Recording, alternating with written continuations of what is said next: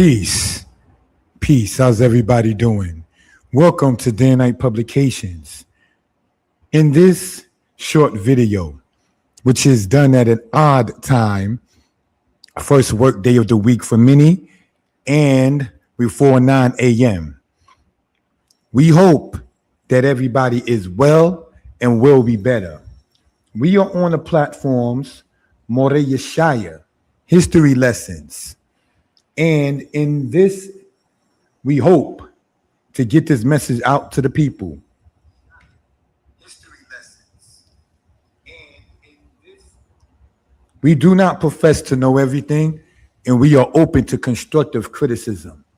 We call this one here, they were workers, as a form of a question in this. Now, let us look at this, family, and see what we can ascertain in this particular matter. Thank you for that.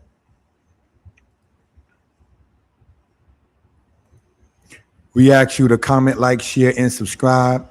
Thank you for that, family.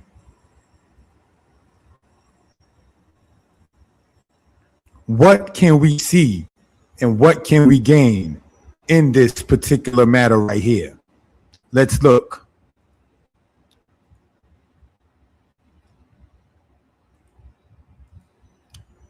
I had a conversation with somebody online, and they were saying that, well, slavery existed all over the earth. Yours was not the worst. Yours was not the longest.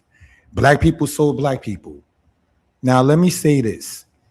There were black people who were selling black people, but the black man today knows good and well that the black people selling black people were not the same ethnic national origin of the ones being sold. Hence, you don't see in many cases saying, "Come back, my brother, for I have sold you." In many cases with that, there was a matter of tribal wars where people did sell people who looked like them, but they were not the same people. Now, this is not to be racial, but when white people try to apparently use that as a catalyst, such as to say, well, black people sold black people, we may have to ask if that is, and it's not a good thing that it did happen, but if that's the catalyst for being the worst thing, the black people that were being sold and were sold were later on sold in the West Indies, in South America, in North America. So what can we ascertain with that? You're saying that black people sold black people. In other words, get over it regarding, quote, blaming the white man. But the white man who did buy ill-gotten gains resold the people whom they bought from the criminals who were the kidnappers. So this is something that we care to bring out in that particular case. And this is not to shame anybody or anything of that sort. Jesse Lee Peterson was used by people who teach that we were already here in the West and that no, quote, group of white people came and gathered black people up and brought them over as captives. That is something that people have used the statements of Jesse Lee Peterson from the internet as a source of documentation and for reference purposes. Well, no disrespect intended, nobody is perfect, but the same Europeans or white people that Jesse Lee Peterson were lawyering for and campaigning for later on said that the man is a pervert. Later on stated that the man is a crook. Later on stated that the man is not upright. See, nobody is perfect, but kissing the behind has never caused anything good outside of being defecated on. You understand? Making your people look bad while actually speaking upon falsehoods of such has never made anyone or anything look good. So that is something that we care and want to point out of such has never, for reference purposes, if we will. Welcome to Day Night Publications. The number is 908 908-587-4841. 908-587-4841. We asking you to subscribe to the channel. Interesting news in this video. Thank you for that. Now let's look at this here. It says the Atlantic slave trade between the 1500s and the 1800s brought millions of workers from Africa to the southern United States to work on agricultural plantations. Now, that is partly true, even though it was in the 1500s, yes, because we have it done in Florida in the 1500s, yes. Have it done in the area of the Carolinas in the 1500s, yes. The issue isn't even them coming from Africa or brought from Africa. That is already known. You understand? Like the Yoruba people being favored to work in the rice plantations. You can even see that inside the museums in New York. Now let's look at this here. It says workers, and that is the issue that many Black people have, is the wording of the word worker in that particular case. See, let's look at why we say what we're saying. This is a picture from the movie Roots, which was aired in 1977, brothers and sisters. Now, when I first saw it in 1993, and it's not to be disrespectful, the awards was on that particular week, but I was watching Roots. See, I love rap music. Certainly, Gangstar, may he rest in peace with Guru. Certainly, Eric B. and Rakim. Certainly, Big Daddy Kane. Certainly, brothers and sisters, the rapper Nas. Certainly, Lauryn Hill. And I love the instrumentals. In the 1990s, taking what these rappers have stated, such as Nas in the song I Can, when he went over Black history, I felt comfortable, even though the song I Can came out after the movie Roots, of me watching it, but I didn't think I missed anything in the hip hop or rap boards or anything of that sort. Some people in school, I was in the 8th grade when I watched the movie Roots, and some people, believe it or not, found it so comical and laughable that, oh, he was watching Roots. Yeah, I was. What's wrong with that? Maybe that calling for Black history is not for everybody, not at every time. So I just looked at this person that was laughing at me, and no disrespect to my union and my relationship that I'm in, I said, this sister laughing at me looks prettier than when she's not laughing. So if she is finding something humorous, maybe I should try to sit there and make her laugh more, but not on the premise of something that I found to be historical and enlightening. Now, mind you, the music awards, I personally was never really into it very, very heavily. You understand? Because many of the rappers and artists and R&B singers that I wanted to win didn't even win. It's just like the basketball championship or so. I didn't watch it because many of the teams I wanted to win didn't even make it to the championship. Same premise with the Super Bowl. I am a Steelers fan as far as football goes. They don't make it to the Super Bowl in many cases. So not to be biased, even in the awards or sports, if it's not the team I favor, I don't watch it. But one thing I do favor, even though it's not the happiest subject, is history, sad or not. So let's look at this as we see here. This person that you see there that is Black, pictured in slavery in the movie, was kept illiterate by law, was kept not being able to know how to read or write by law. Now, here's the question. If the people that were brought and were worked on these agricultural plantations were kept illiterate, were kept ignorant, how can they be deemed as workers? What manager, supervisor, what CFO, what CEO wants to keep the staff of a company illiterate and thus ignorant? Do they not send memos, emails? Do they not sit there and send letters? Do they not mail things? Do they not try to sit there and have it enforced that you as the employee are aware of what is going on? Have there not been, sadly, people who have gotten reprimanded for not reading memos, emails at jobs and careers? Have there not been situations where people have missed out on opportunities because they did not check their emails, because they were not abreast and checking their mail in real time?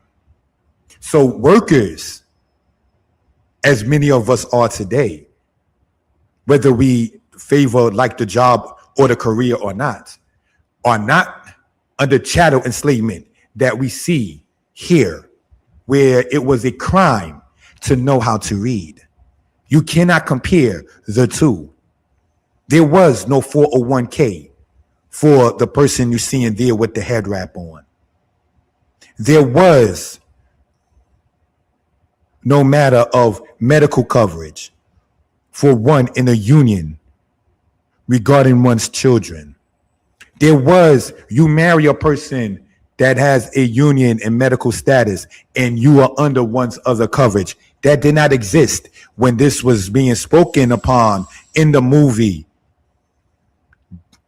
talking about what was going on in the 1760s and the 1770s. So there is no comparison in that manner. This is a book that a brother wrote.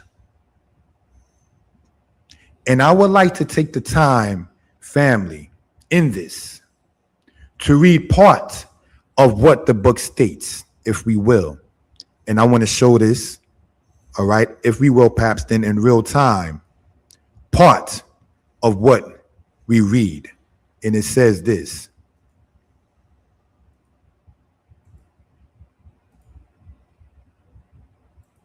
if any person shall hereafter teach any slave to read or write, or shall aid in assisting any slave to read or write, such person, if a free white person upon conviction thereof, shall for every such offense against this act be fined not exceeding $100 and in prison not more than 6 months. Or if a free person of color shall be whipped not exceeding 50 lashes and fined not exceeding $50. And if a slave shall be whipped not exceeding 50 lashes, and if any free person of color or a slave shall keep any school or any place of instruction for teaching any slave or free person of color to read or write, such person shall be liable to the same fine, imprisonment, or corporal punishment as are by this act imposed and inflicted on free persons of color and slaves for teaching slaves to read or write. This is mentioned in the book I wrote, cited and documented from Stroud's slave codes. This is dated to the 1830s. What are we talking about in a concept of thinking or saying that workers who are expected to have a matter of knowing how to read and write, to be literate, can be compared to those who are enslaved? I'll tell you how.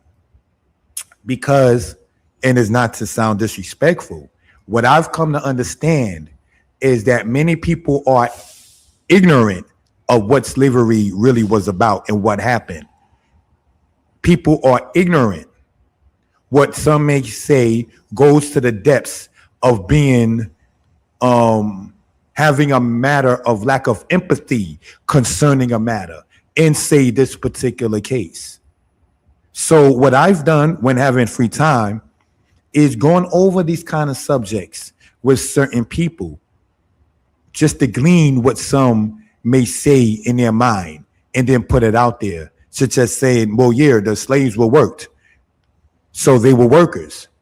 But that's not being a worker. When you are worked against your will, that is enslavement.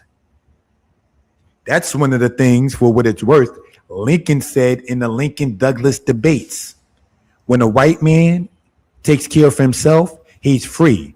And when the white man takes care of himself and enslaves another, he is dealing in despotism.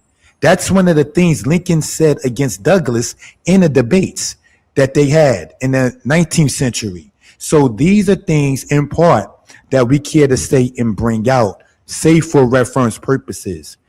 Now, there are two things I like to say before I close this out. I've been studying about a little bit with Frederick Douglass and Lincoln, and they lived during the same time frame. Frederick Douglass was one of the people when Lincoln was talking about the people being moved who were enslaved to Central America or Africa that stood against that. And Lincoln was approached essentially by Douglass, Frederick Douglass at this time I'm talking about, by saying, we built the place, being enslaved in it. Don't sit there and accept the labor, accept the benefit of those who were enslaved, and then say, now get on up out of here. Now, that is one way to look at it. However, these days and times, in the 21st century, Black people are repatriating to Gambia, Ghana. Many Israelites are going to Ghana, some to East Africa, and that should not be discouraged either. So this, again, is no disrespect intended. And I would like to ask a question, not to be for debate purposes. I've watched, for those who do listen to this, the series called Hidden Colors by the now FBA guy, Tariq Nasheed. In it, he had people promoting Africa and Egypt and things of that kind of nature.